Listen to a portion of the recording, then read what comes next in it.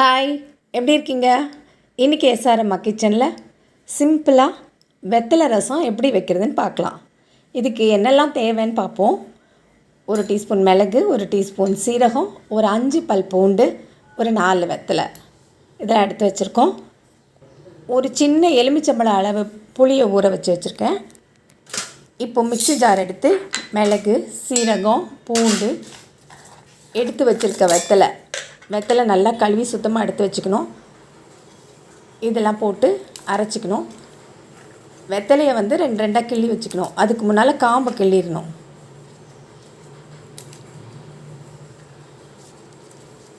இதை எடுத்து நல்லா அரைச்சிக்கலாம். ஒரு சுற்றி வச்சா போதும்.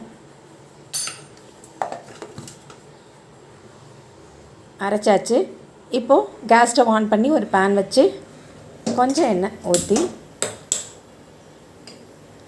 2 டீஸ்பூன் போதும் எண்ணெய் ஊற்றி, எண்ணெய் காஞ்சதும்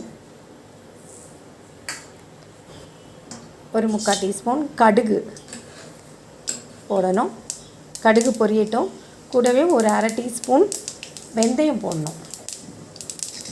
வெந்தயம் போட்டு பெருங்காயத்தூளை போடணும். இது ஒரு 1/4 டீஸ்பூன் இருக்கலாம். போட்டு 2 மிளகாய் கிள்ளி போட்டு கொஞ்சம் கருவேப்பிலை போட்டு நல்லா கிண்டி விடுவோம்.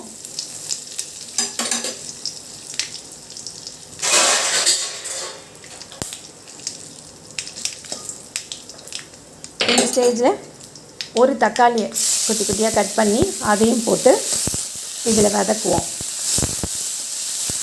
பெருங்காயம், வெந்தயம், தக்காளி இதெல்லாம் சேர்ந்து நல்ல ஃப்ளேவர் வரும். நல்லா வதக்கிடுவோம். இது கூட கொஞ்சம் ஒரு 1/4 டீஸ்பூன் மஞ்சள் தூள் சேர்க்கலாம்.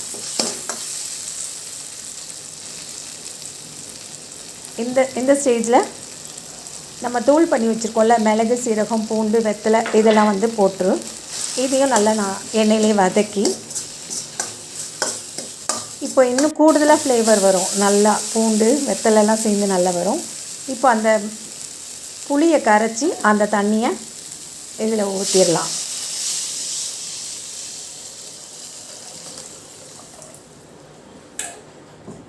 இது நல்லா கொதிக்கட்டும்.